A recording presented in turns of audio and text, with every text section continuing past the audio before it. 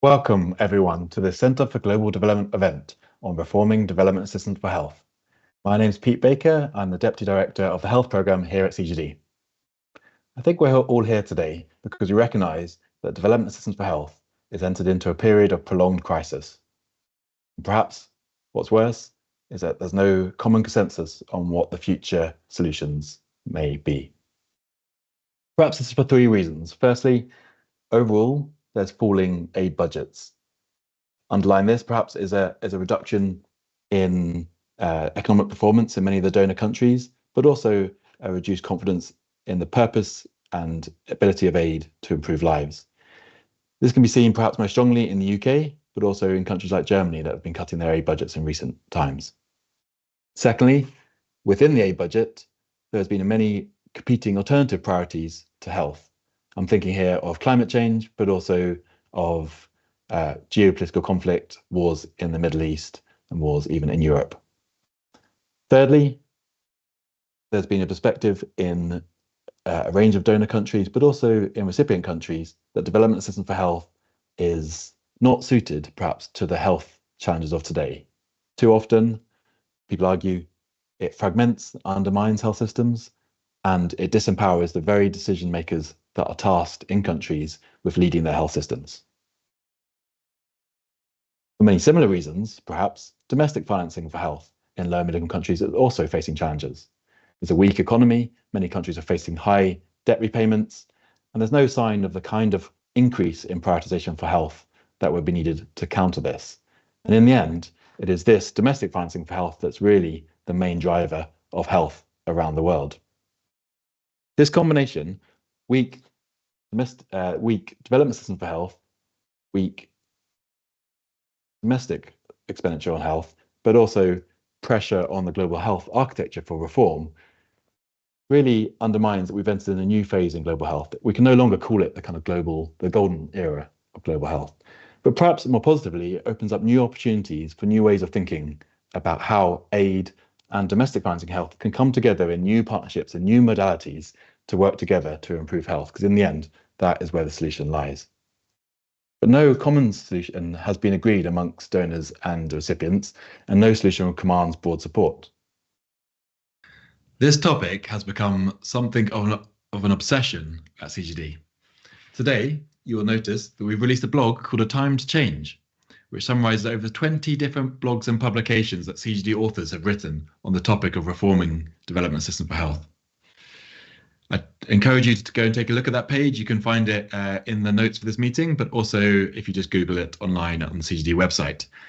Particularly, what might interest people is something called the New Compact. There's a series of papers that we've produced here about a new way of donors and countries working together that's both empowering, but also improves value for money.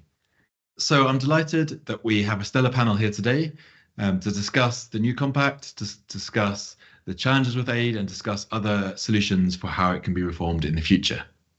Let me now introduce the panel. We have Mercy, the Director of Health and Strengthening at AMREF, Health Africa. We have who is also the former Chief Administrative Secretary for the Ministry of Health of Kenya. We have Anders, who is a Senior Advisor at Dalberg and formerly the Swedish Ambassador for Global Health. We have Calypso, Director for Health Financing and Economics at the World Health Organization. And we have Moritz, the Senior Economist, Public Finance and Service Delivery at the World Bank. This panel will discuss the topic for 30 minutes, and then we'll have plenty of time to hear from you through questions and answers from the audience. There is a link to send in your questions via Slido in the YouTube chat and on the event webpage. If you use Twitter as well, we'd encourage you to tweet or use the X app with the hashtag the hashtag CGD Talks and tagging at CGDEV, CGDev. So let's get started with a discussion, everyone. Mercy, if you don't mind, I'd like to start with you, just with a kind of open question, if that's okay with you. From your perspective and your expertise, what are the most important challenges you see with development assistance for health and how it partners with domestic governments? And what should we be focusing on today? Thanks, Pete. And I'd like to appreciate CGD for setting this up and for the panelists for really contributing to this discussion. That's a big question, Pete, and it's a huge question that would take hours, but I think I need to start from a point of appreciation. and recognizing that we have had good impact from GHI investments. If we look all the way back to the MDG eras and what we were trying to mitigate against, some of the progress that has taken place, particularly when it comes to strategic programs like HIV, TB, and malaria in sub-Saharan Africa, a lot of these are attributable to the joint investments that GHIs have had with the various countries. And so there's something that should be recognized and applauded and not forgotten, even as we have this discussion. I think then looking at the other side of the coin, flipping the page on this, I think the world and countries, continents, be it investors or so-called donor countries and implementing countries, have reached a point where it becomes really important to ask ourselves, are we maximizing impact? If we look at all the pennies, dollars that are in the basket, are we getting the best buy? Are we seeing the outcomes that we should see for the investments that we have? And if I could reflect on my own experience in Kenya, where I've served in government close to 15 years, and most recently as Deputy Minister of Health, we struggled with being able to meet the imperatives of Kenya's UHC ambitions, and the struggle was multi-pronged. But if I could focus on the area of the resources and the resource requirements, I do remember having conversations with the political class as well as technical teams. How do we ensure that development assistance to Kenya is geared towards the government's objectives for UHC? How do we sit around the table and negotiate with the different GHIs and ensure that they're able to support and align their support towards the goals that we had at the time as government? And I can tell you those conversations haven't been easy. The conversations, while appreciated even by GHIs who actually have appreciated the need of maximizing impact and optimizing resources, it was clear that there were constraints in doing this. Some of these constraints have been governance constraints, bureaucratic constraints, constraints when it comes to even the simplicity of grant-making processes. I do remember distinctly when it was Global Fund time, then everyone diverted their attentions towards applying for those grants. When it was time for Gavi and all the other processes that come with that, we all diverted our attention to be able to support that grant-making process. And this goes on and on, not just for the, should I say, the visible and mature GHIs, but also for all other funders who come into the country and are engaging with government, including bilaterals and multilaterals and development banks. It's the same process. And I can tell you this came at an opportunity cost of a lot of the work that the technical teams would be doing. If we look at perhaps unpacking of UHC and the UHC goals that we have, you will realize if we peel through the data and look at a lot of the impact reporting, a lot of discordance between the different measures of progress and outcomes amongst the different GHIs. And this has had an influence when it comes to country systems and how countries define their M&E processes, how countries are able to even make decisions. It's very easy to overlook the multiple influences and voices that come in when it comes to being able to compute measures of impact on the investments that we have. I think also it's important to note that increasingly, it's becoming very clear that we do need to ensure that we have sub-Saharan Africa, South Asia voices in the GHI processes of governance, in the boards, in the technical committees. And there are times where I've sat in the past as a nominee or a delegate of the minister and sitting in some type of GHI and needing to represent the voices of 30 other ministers. It's absolutely impossible, and particularly when that mechanism is not funded and supported. How do we then have this one delegate or nominee represent a whole continent and be able to filter in the measures that are required by the different countries who are in partnership with GHIs? I must say again, looking at the glass half full, a lot of interventions have been put in place. I'm very interested in the new compact. I have read all the 20 blogs, and I think you're right. It is an obsession of CGD. I was quite surprised that there's so much content out there from your platform on this. And I realized then, therefore, there are changes and there is positive traction and movement. But I think for me, some of the key things that remain can be sort of bucketed into 5 areas. Are we still all focused on UHC? Are we focusing on primary healthcare? Are we meeting the equity imperative of investments? Here in Kenya, you'll notice while we may look at some of the aggregate data in terms of impact at a country level, huge inequities exist within the country in the different subnational entities in the country. How can GHIs work with government to support this? If we look at the issue of domestic resource mobilization, I was trying to remember 15 years ago when I just became an intern from my medical school training, Kenya had about 46% of its total health expenditure coming from external support. The number has dwindled to around 29%. But then again, looking at those statistics and unpacking them, you realize the fungibility of money. This has led to perhaps an increase in out-of-pocket expenditure and a disinvestment by government in some key areas where government should be investing. And so again, we do need to look at that. If we then also ask ourselves, are GHIs being the best and setting up the best foot in terms of their coherence of operation? Are there improvements that can be done when it comes to cross-board collaboration? Could we probably have some form of common measures and matrices when it comes to health system strengthening? All these are elements that I think we could do better in if we all came together and collaborated. And like you rightly said, everybody knows what the problem is. And I think we even know what the solutions are. I just think it's this middle black box of how to get there that seems to be a bit unclear. But I think I'll continue sharing more of my thoughts as we continue this discussion. Back to you, Pete. Thanks, Mercy. Fascinating. And I'm glad someone is reading the 20 blogs. So we're delighted that you're on board. Anders, I'd love to hear your perspective on the same question, if that's okay. What do you see? Obviously, there's lots of challenges that Mercy's just highlighted. I guess, what do you see as the priorities? What do you see as the biggest problems right now with the development assistance for health? Over to you.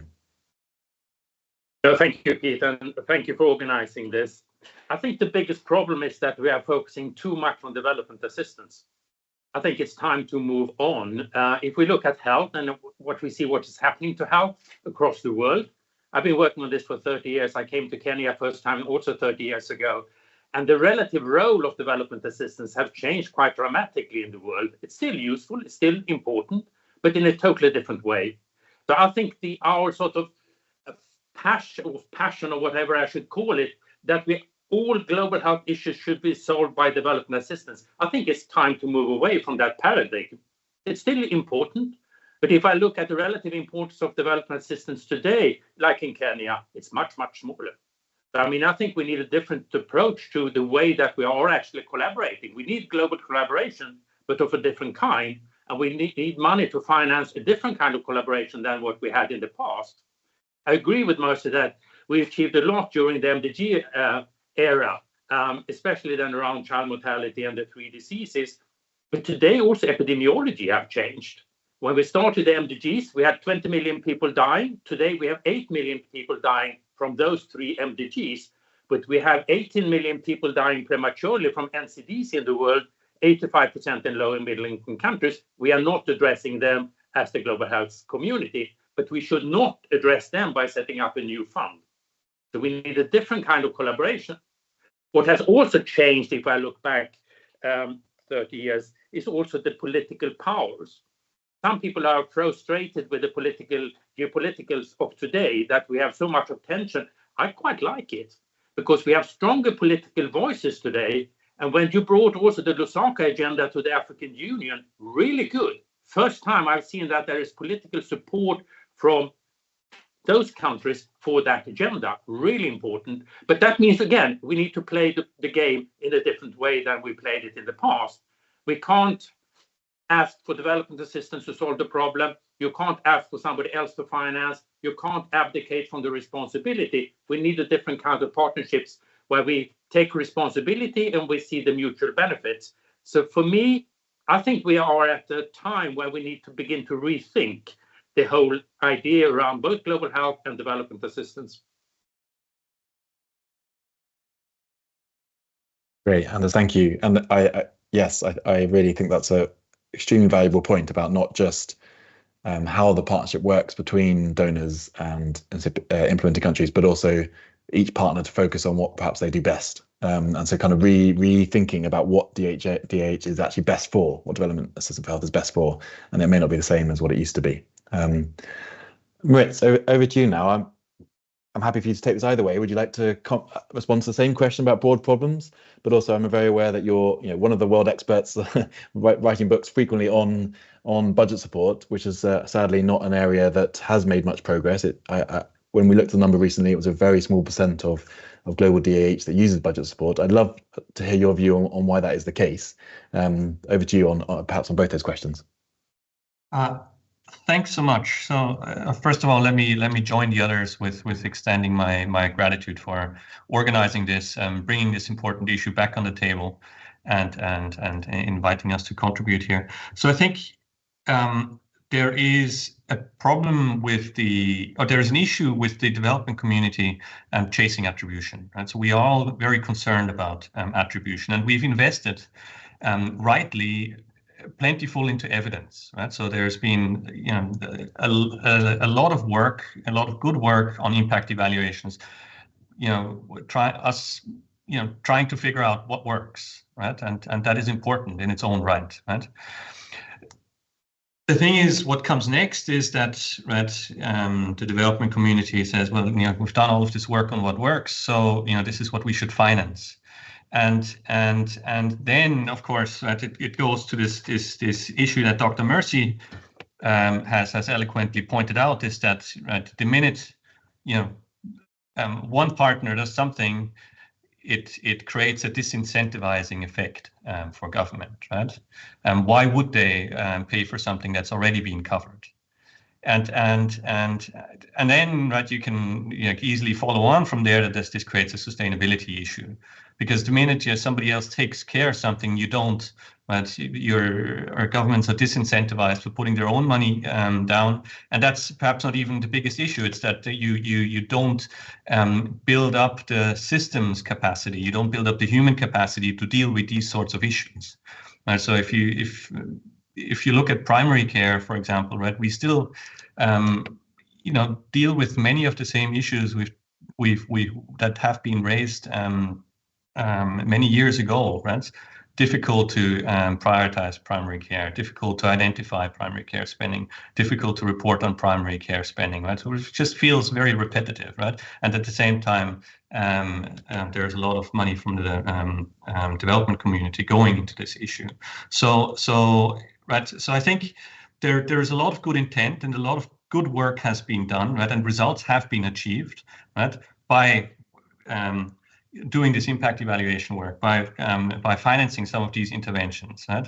But the problem that this creates is that if we want to attribute, right, results to the money that we put down, right, then it can create this disincentivizing effect, and it's very difficult to deal with this problem, because there are political constituencies for everyone involved, right? Everyone needs to say, look, our money is about results. So how do you, right? So and I think it's a legitimate table, and it's a legitimate problem that's been on the table for quite a long time, right? And that's why already 20 years ago there's the Paris Declaration, right? And then the LAA Agenda, and these things are not new, right? What's really new is that we can no longer ignore the problems that are here, because it's just becoming overwhelming, both from a fiscal point of view and from kind of an urgency from all sorts of directions. So yeah, from a problem point of view, I think that's really central. And then kind of looking forward, and perhaps we can talk about this later, is that what have we learned over the last 20 years, right? And what instruments are available to the development community, and how can we work jointly and in collaboration with governments to make sure that whatever the type of support that is being delivered has the right incentives so that the engagement is more sustainable. Thanks. Back over to you. Thanks, Maritz. Great. Yes, and Calypso, I wonder if you want to pick up on Maritz's points around the fact that we have had these problems identified many times before, and we have had some of the solutions pointed to many times before, but we still seem to be going back again on some of those similar issues. I wonder whether you have any thoughts about going next step on the why. Like why is it that we are still stuck on some of these common problems? Well, that's a hard one. I mean, I also wanted to follow up on what Andres said about aid not being relevant, and I agree with him that it's not. But I also disagree with him in that it may well be for specific populations, interventions, and technologies. And unfortunately, there is quite significant aid dependency, even amongst the quite wealthy nations, for specific so-called vertical programs. And I just wondered, I mean, our colleagues from UNAIDS offered this statistic a few months back. I think it was the spring meetings they presented. And this is HIV specific, obviously. And it goes to the point Mercy made about how money is fungible ultimately. And of course, ministries of finance respond to incentives are being quite logical. But 3/4 of the HIV response in low-income countries is externally financed. If you look at the total health expenditure, only less than a third comes from external sources, to Andres's point that even the poorest countries manage to finance, however incompletely perhaps, but manage to spend on health. If you look at lower middle income countries, only 4% of the total health expenditure is made up of international financing. So they're absolutely irrelevant. But when you look at the HIV response, more than a third of it is donor funded. And I think this tells us something about what the last 20 years mostly of these vertical funds, what they've done. They've achieved a lot, as Mercy said. The Global Fund has been a fantastically pro-poor intervention, and there's strong evidence to show that. But over the years, because circumstances changed, and certainly now we live in a very different world than when the funds were set up, but the structures haven't changed, and the money has increased. There's distortions effectively that we're observing, and I think that's quite problematic. Even countries like Indonesia, for instance, which is an amazing champion with fantastic leadership, an amazing champion of UHC and supporting primary healthcare financing, etc. Even there's quite significant dependency on the Global Fund when it comes to TB and HIV. And again, the question is, where the Global Fund to live, would Indonesia step in? Almost certainly it would, but in different settings, poorer settings, where the systems haven't been built, then that's harder to do. So I think that's one point. The second, to Maritz's point about PFM, and I think we need there's a lot of discussion amongst funders about the appropriateness, the maturity of public financial management systems, and whether countries' systems, especially in weaker governance settings, whether they're up to scratch, whether they can accommodate donor funds flowing. And again, back to Andres's point, I think we perhaps in the aid world take ourselves a bit too seriously. These are functioning economies one way or another.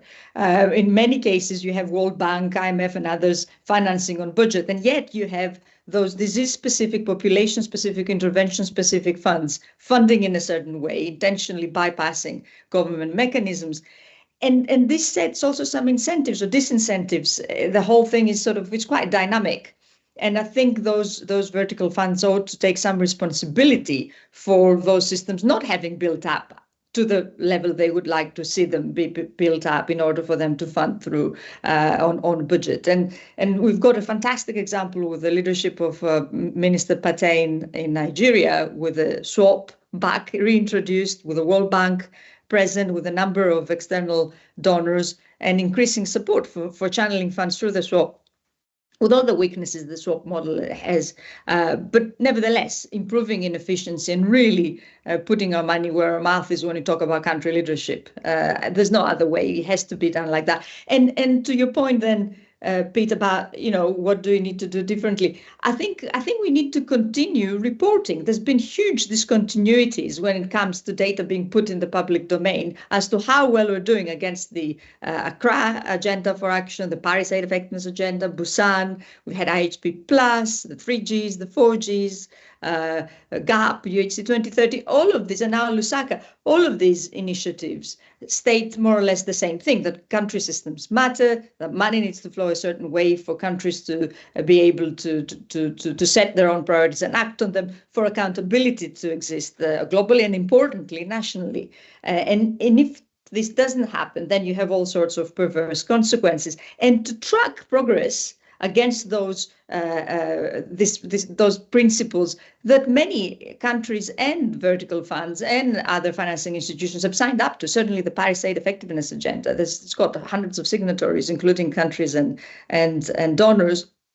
But to track progress, you do need to report. And Moritz would, of course, that's the bread and butter of the bank and the governance group, putting out those PFM, those indicators, public financial management, how much money is flowing on budget, in how many countries money flows through commercial bank accounts as opposed to the treasury bank account. This is not new, and we have the theory and we have the practice and we have the indicators, and there have been, if you look back around 2008, 2006, they've been reporting against those indicators by vertical funds. We've had some numbers again, 2014, 2016, and then in between we stopped. And then we stopped ever since as well. It's been 10 years since we saw these figures. And that's why I think it's important, Pete, the stuff you've put out on the Lusaka tracker, because really, if we want to talk about accountability, we need evidence, not fuzzy narratives. Everybody internalizes ultimately the need for change, and then nothing changes. Everything continues exactly the same way. And yet Lusaka has become almost mainstream now, quite fashionable. And that's problematic. So what are the numbers telling us? And the numbers, unfortunately, are not telling us much because you don't have visibility of financial flows. And there's a problem there. There's a performance issue there. And there's a governance lapse. And that's where I think those who sit on the boards of these institutions who also sort of sign up to the narrative and say all the right things, and they also sit on the boards of the World Bank, and they also sit, those people need to start asking questions about what the numbers are and why people have stopped reporting, why institutions have stopped reporting. If we want to talk about empowering civil society, for example, which has been a sore point with Lusaka at the beginning at least, civil society will be empowered when they have access to information about what their government says they're going to do, and they don't do it, resulting in stockouts and program discontinuation, when they have access to what donors say they're going to do, and they don't do it. And for that, you need to have information about what these donors and what these governments have said they were going to do in the first place. And you need to have information about financial flows, whether the money did flow a certain way, and it did buy the things that the donors and the government said it would buy. So I think when we want to talk about accountability and empowerment, it can't be self-commitments and self-regulation on the part of the good, well-wishing and well-natured donors. It has to be about figures put in the public domain, consistently reported against, and then you can have people asking the right questions, I think, and the difficult questions. Nice. Yes, that accountability piece is absolutely critical here, isn't it? But maybe that is a really nice moment to come back to you, Mercy, because you, of course, co-chaired the Future of Global Health Initiatives process that led in the end to that Lusaka agenda that Calypso was just talking about. And I wonder how you reflect on that now, and whether it's making progress, and how the world can build on that and make more progress towards that direction.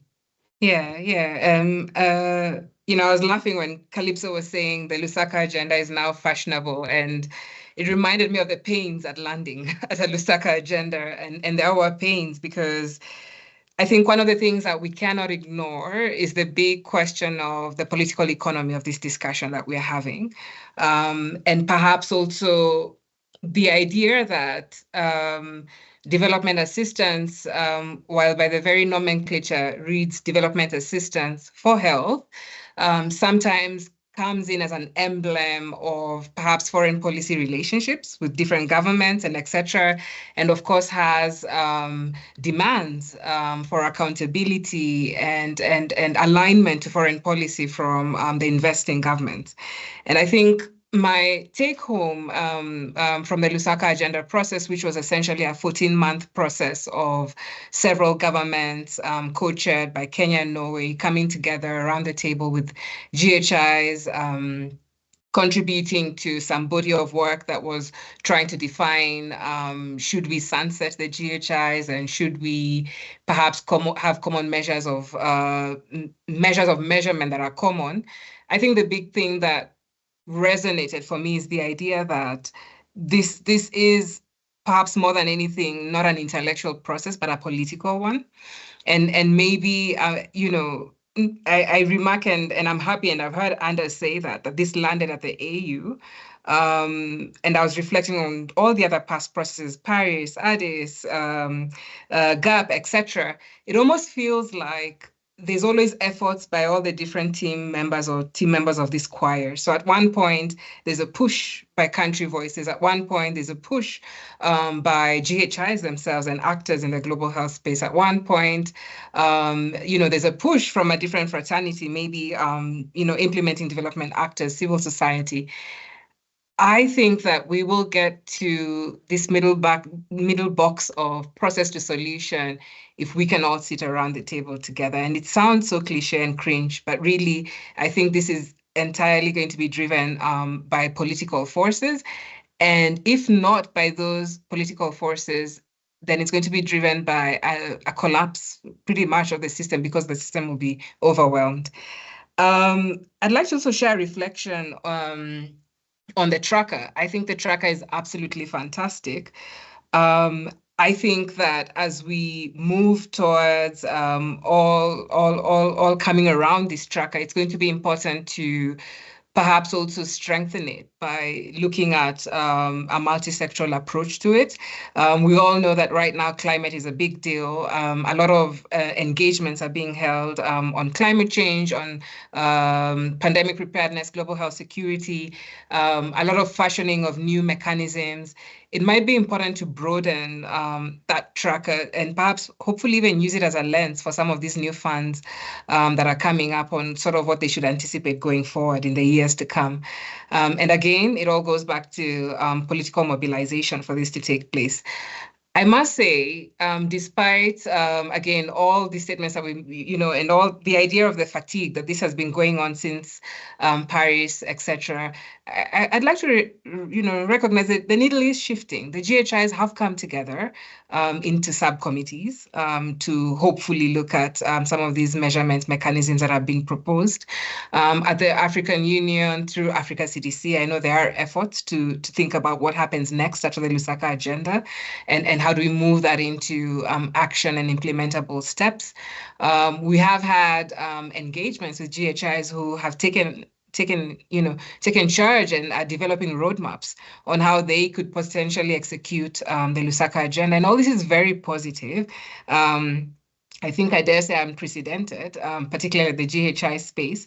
But I think, as Calypso has said, we need to make more noise, and we can only make more noise if we have data and visibility to data. And so I think really calling on Moritz to get back those documents up that you used to do years ago, and share with us that data, and we could all come together and make noise on this space. I think the other element which did surface, and this is my last point, during the Lusaka Agenda discussion, was the idea that governments lack mechanisms for accountability. And sometimes I think the blindness by all of us in the global health space to some of the parliamentary mechanisms that exist. When I was sitting in government, there were opportunities to be able to share off-budget reports for GHIs, but I can tell you some of the reluctance was actually coming from the GHIs themselves. And so these opportunities are there, and sometimes you're blind, purposefully so, to accessing the mechanisms that exist at country level. Back to you, Pete. Thanks, Mercy. And I was also particularly struck by the risk of collapse if we don't get this together, right?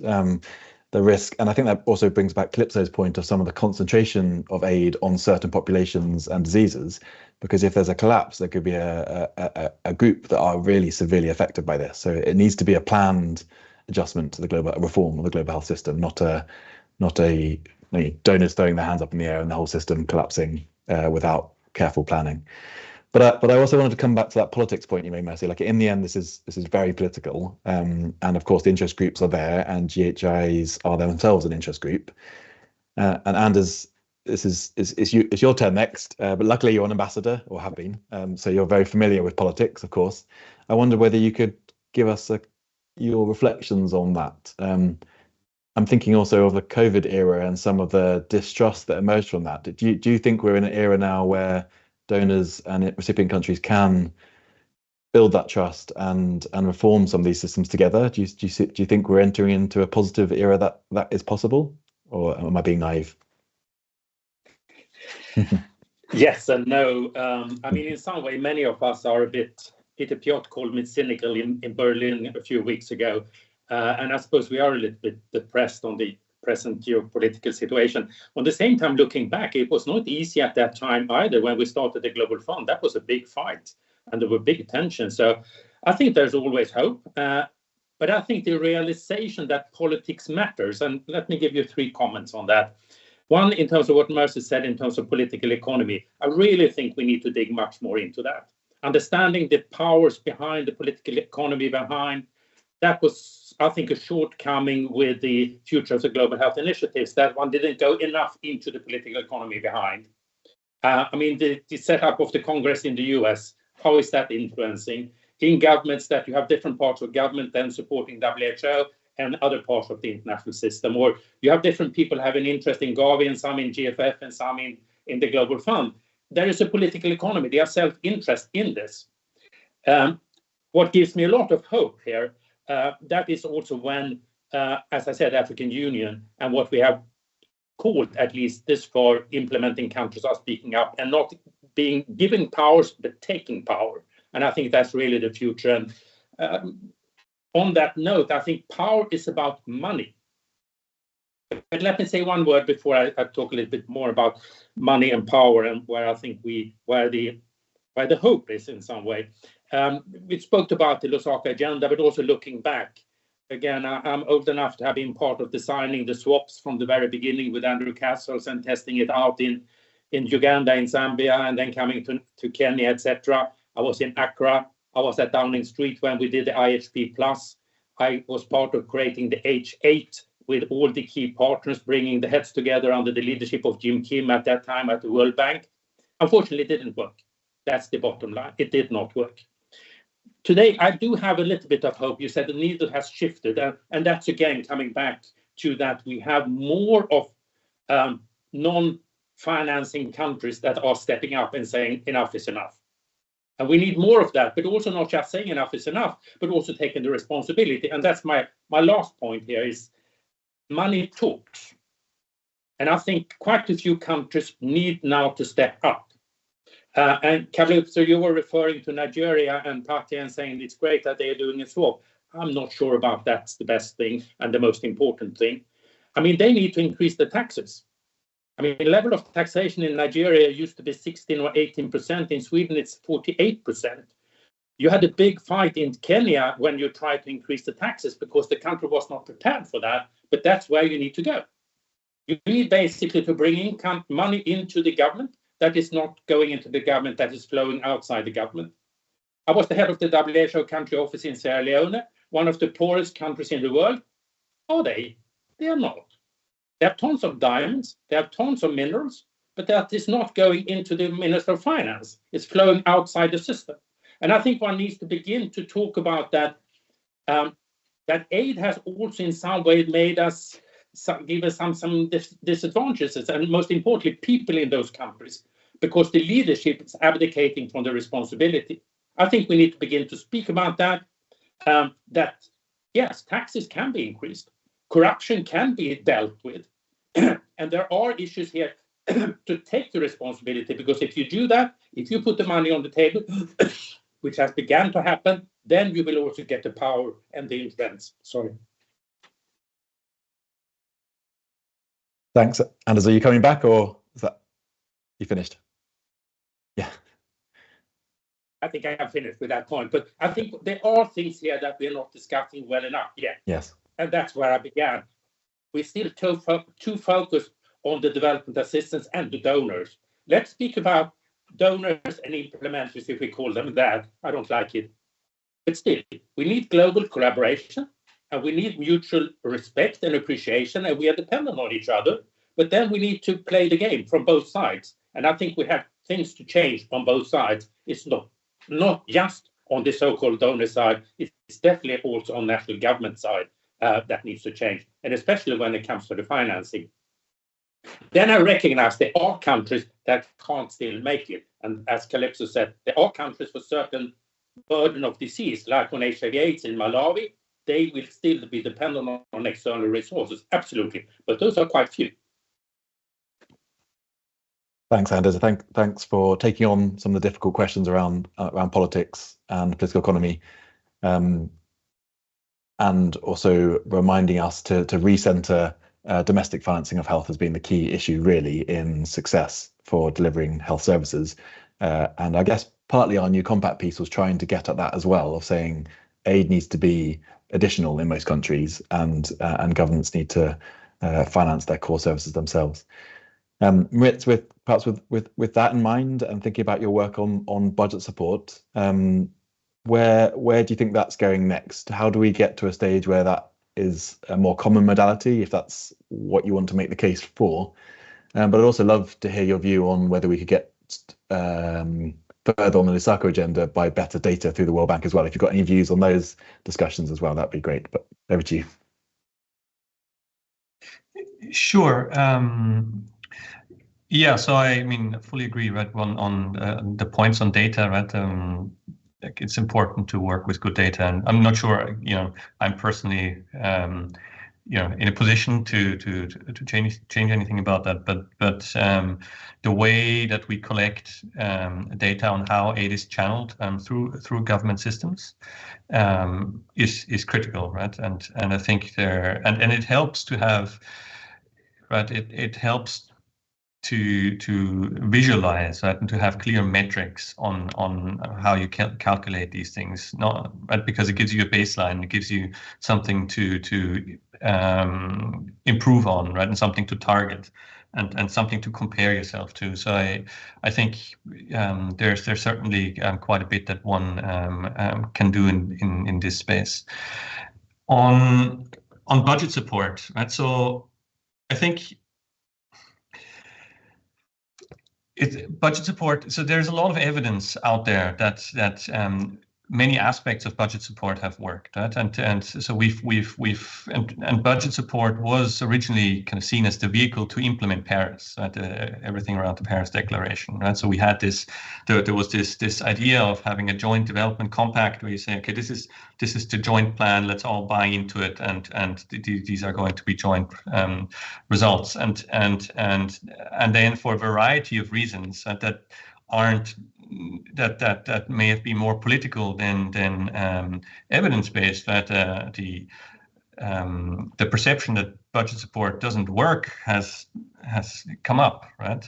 And I think that there's a reckoning is needed when we discuss this, and what is the role that budget support can actually play in what type of setting, right? And what can we expect from the instrument. And so there is, if we think about financing the recurrent cost of services, right, and the recurrent cost of services is being supported through projectized aid, right? It's always going to be different from when government goes about doing things, and it's not only a question around putting money on budget. Right? It's not only a PFM question. And I think actually PFM may be kind of lesser importance in this whole issue, because you can put money on budget, you can put money on treasury and so forth, right? But still create an environment where you operate in a way that is parallel, right, or different to how government operates, and then you still create this fragmentation despite making use of the PFM systems. And and when you provide budget support, you don't do that, right? Because money becomes, by definition, fungible, right? You can't chase every dollar to what happens to the dollar. And I think that is something that we need to be explicitly cognizant of, right? Because if that's right, the kind of the separation between the recurrent cost of services and large investments and so on, and there is evidence out there. So we do know what's worked and what hasn't worked around the budget support discussions, and perhaps the last thing that I would like to say is that we often use this term budget support quite freely, right? When there are really many different iterations or different versions of the instrument that serve different purposes, right? And if we all throw it into the same bucket, there is the risk of being disappointed with the performance of the instrument, right? So you can try to crowd in private capital through policy-based guarantees, for example, right? Or you can have a programmatic engagement where you keep working on policy reforms over a longer time horizon, or you can work on right. You can have these once-off crisis response operations, right? Or you have these drawdown options for in case of an emergency, right? And all of these serve a different purpose. But this overarching, right? So if one does engage in budget support, this overarching question of how does this serve a common vision, right? A common purpose of getting everyone around the same table, I think remains very important. And perhaps just to say, budget support, right, has interest in budget support from a country's perspective has always been there, right? For most countries, budget support is the instrument of choice because it gives them the flexibility that they need. Then with partners, it's ebbed and flowed, right? But we have seen that in many of the crisis years there are peaks, right? So after the Asian financial crisis, there's been a peak in budget support. After the global financial crisis, after the COVID crisis, right? And to quite significant amounts, right? So this question of budget support being ongoing, right? And perhaps sometimes outside of the visibility of people working in the health space is an important point. Thanks, Moritz. We've had some good questions that come in from the audience as well that I would like to put to everyone. Eclipse, you were sort of next up, so I'd like to bring one to you if that's okay. The idea from the audience is, from all this discussion, which of these options, including the new compact and others, might be good at pulling in more or incentivizing more domestic financing for health? So if we're going to centre domestic financing for health, how does these options for solutions to DAH interact with that? Which options are best at bringing in domestic financing for health?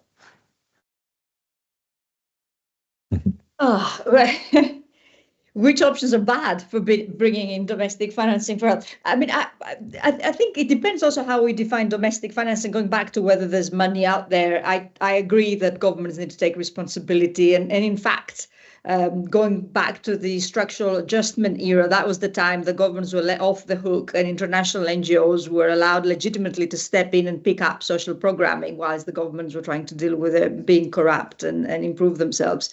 And unfortunately, we're back in the same situation again. Now we have the verticals stepping into health systems in exactly the same way, channeling funds in the same way, and really absolving governments of their responsibility to look after their citizens. And this involves also building trust, the social compact, and getting people to pay taxes where possible when people see that these taxes are used effectively. It's difficult. It's not easy.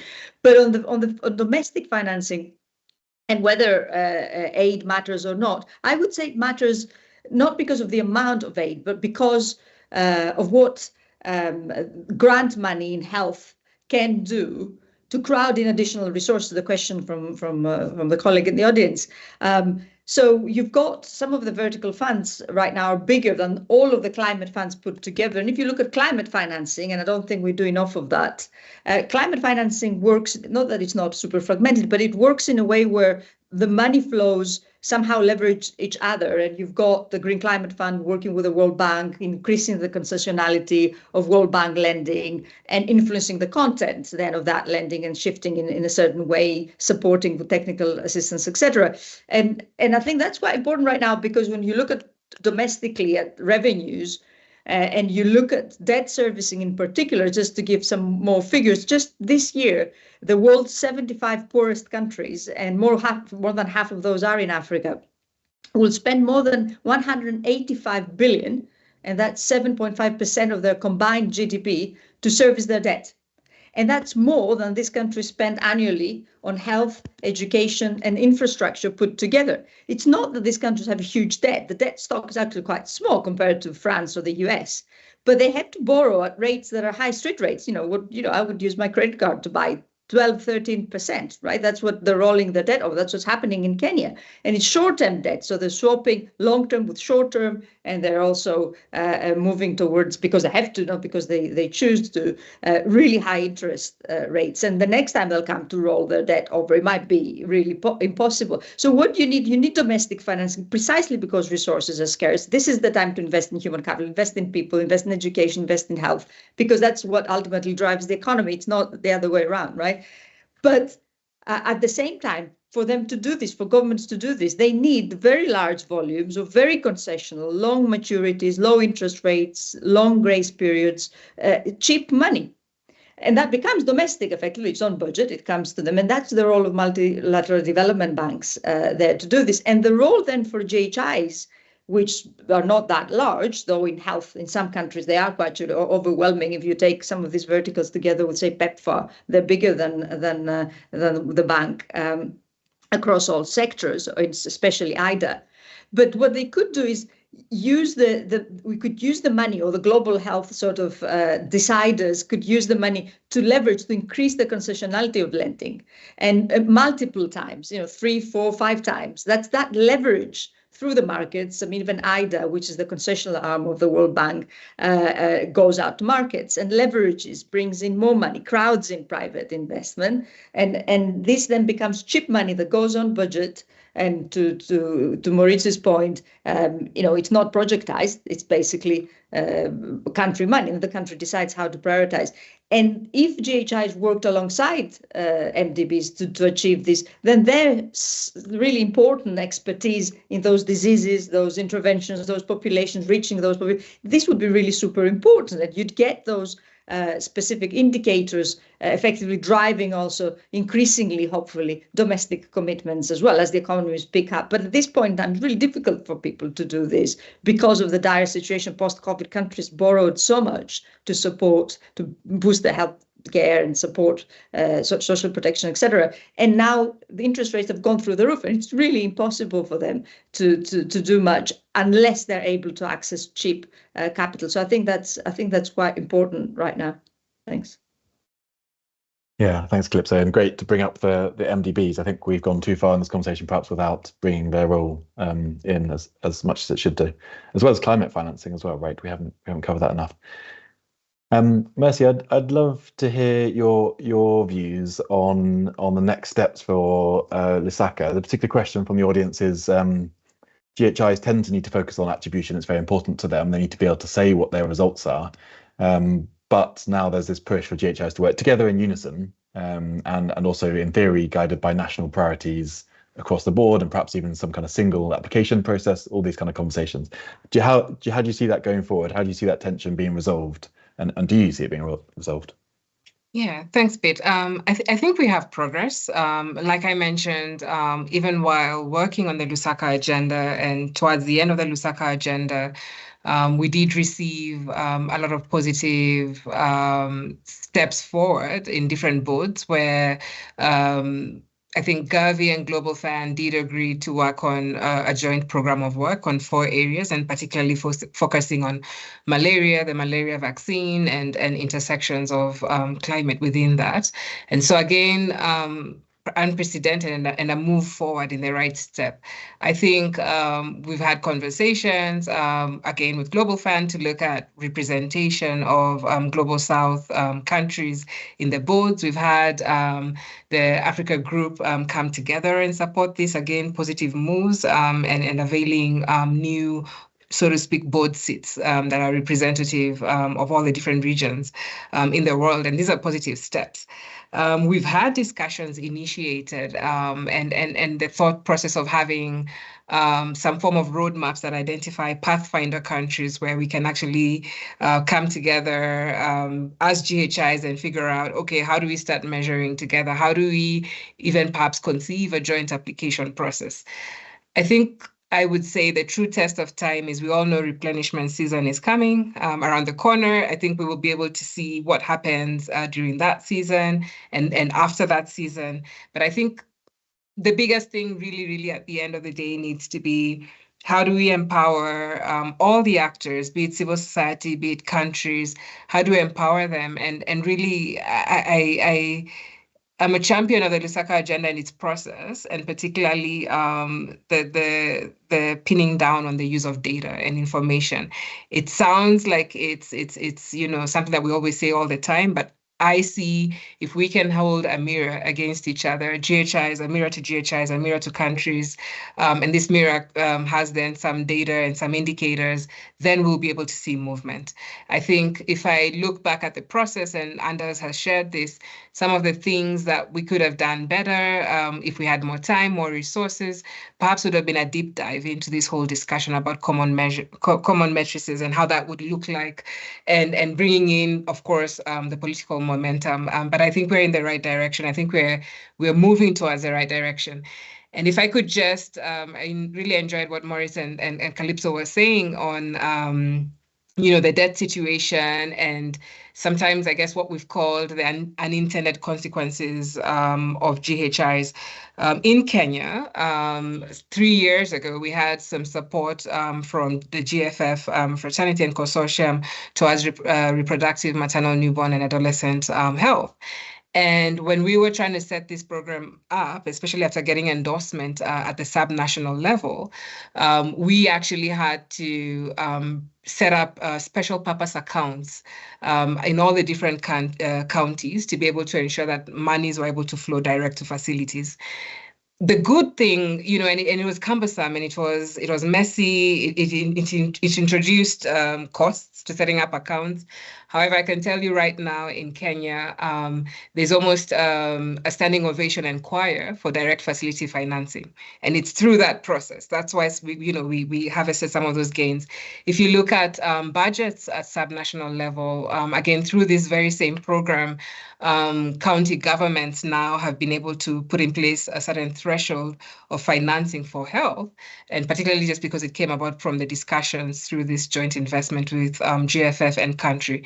So there are some positive things that come out of this, but I think at the end of the day, the idea is how do we surface them all, and how do we actually get into the devil in the details in measurement of what true impact is. Back to you, Pete. Okay, I'm afraid I think we're at the end of time, sadly, but thank you very much, Mercy, for the insights, and thank you to all the panel. I think we've had a fascinating conversation around all the problems with DAH, around actually I think some quite positive solutions going forward as well. I like Mercy's optimism that actually there is some consensus going forward on some of the solutions around the Lusaka Agenda, perhaps the new compact, some of the ideas around concessional loans that Calypso and Ritz were talking about as well as being an important future option as well that could be expanded. I think we all need to take into account the political elements that Anders and Mercy were focusing on as well. Perhaps even the idea of really countries that receive aid might need to take power more than be given power, and as Anders made it, and with perhaps particular reference to the AU's approach of taking a lead on the Lusaka Agenda. But in the end, the progress probably won't be made unless there's some accountability, and accountability in the end needs kind of transparency, and it needs data, and it needs people to take that more seriously going forward. So thank you to all the panel, and thank you to audience for joining us. please stay in touch with CGD online on the newsletter, and this, of course, can be watched online in the future as well. So thank you, everyone, and have a good day. Thank you so much.